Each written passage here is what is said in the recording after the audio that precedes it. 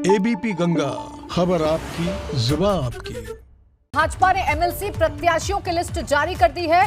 BJP ने MLC चुनाव की एक लिस्ट और जारी की है।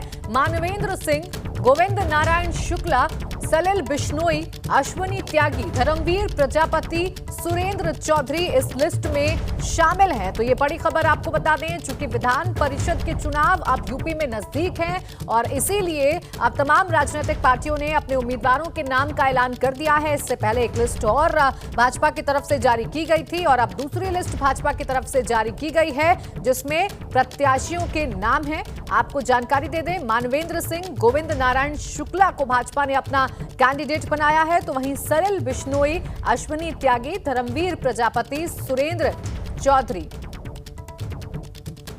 ये वो नाम है। आपको बता दें कि एबीपी गंगा की खबर पर यहां पर मुहर लगी है, क्योंकि पहले ही एबीपी गंगा ने लिस्ट अपने दर्शकों को बताई थी। इन प्रत्याशियों के नाम अपने दर्शकों को बताए थे और वही नाम भाजपा ने अपनी लिस्ट में शामिल भी किए हैं। सलिल बिश्नोई, अश्विनी त्यागी को टिकट दिया गया है, एमएलसी का टिकट दिया गया है। एबीपी गंगा की खबर पर मुहर लगी है, क्योंकि एबीपी गंगा ने पहले ही अपने दर्शकों को यह बता दिया था। विधान परिषद चुनाव से जुड़ी हुई ये बड़ी खबर इस वक्त आपको बता रहे हैं। भाजपा ने प्रत्याशियों की सूची जारी कर दी है, जिसमें मानवेंद्र सिंह, गोविंद नारायण शुक्ला को टिकट दिया गया है। सलिल बिश्नोई, अश्विनी त्यागी को भी भाजपा ने अपना उम्मीदवार बनाया है। इसके अलावा धर्मवीर प्रजापति और सुरेंद्र चौधरी को भी भाजपा ने अपना उम्मीदवार बनाया है। तो ये इस वक्त की बड़ी खबर आपको बता रहे हैं। देखिए, एमएलसी का चुनाव, विधान परिषद का चुनाव, जिसके लिए वोटिंग 30 जनवरी को होनी है और ये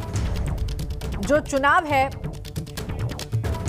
ये काफी दिलचस्प इसलिए हो गया है क्योंकि यहां पर समाजवादी पार्टी ने अपने 2 उम्मीदवार जरूर उतार दिए हैं। अनुभव शुक्ला मेरे सहयोगी जुड़ गए ज्यादा जानकारी के साथ। अनुभव, पहले ही एबीपी गंगा ने अपने दर्शकों को ये लिस्ट बता दी थी और उन नामों का खुलासा कर दिया था जो नाम इस लिस्ट में शामिल हैं। अनुभव,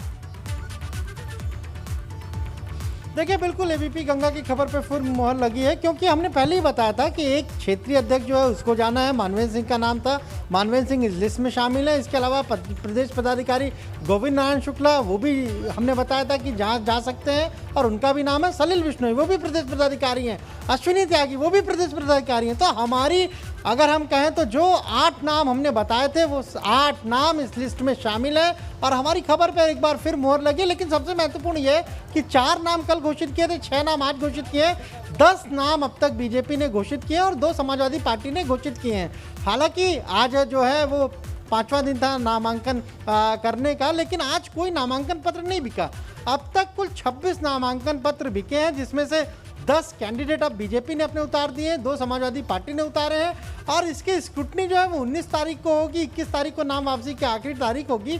लेकिन इस स्थिति में अगर केवल 12 ही उम्मीदवार मैदान में रहेंगे तो फिर चुनाव की नौबत नहीं आएगी, फिर जो है फिर निर्विरोध निर्वाचन हो जाएगा। और बीजेपी ये नहीं चाहेगी कि इस तरीके से इस एमएलसी चुनाव में वो समाजवादी पार्टी को इतनी आसानी से दोनों कैंडिडेट उसके जीत जाएं। फिलहाल बीजेपी ने अपने तो 10 ही कैंडिडेट उतारे हैं, क्योंकि जितने नंबर है उस हिसाब से वो 10 सीट ही जीत सकते हैं।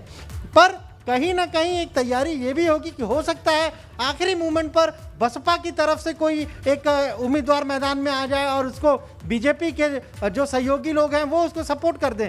तो ये एक रणनीति देखने को मिल सकती है। लेकिन अभी जो स्थिति दिख रही है उससे तो यही लग रहा है कि कहीं ना कहीं चुनाव की शायद नौबत ना आए। अगर 28 जनवरी को यहाँ पर चुनाव होने हैं और उससे पहले 10 कैंडिडेट्स की लिस्ट आ गई है। देखने वाली बात यह है कि क्या आगे चलकर बीजेपी कोई नया सियासी टर्न यहाँ पर लेती है या नहीं। शुक्रिया आपका अनुभव तमाम जानकारी के लिए।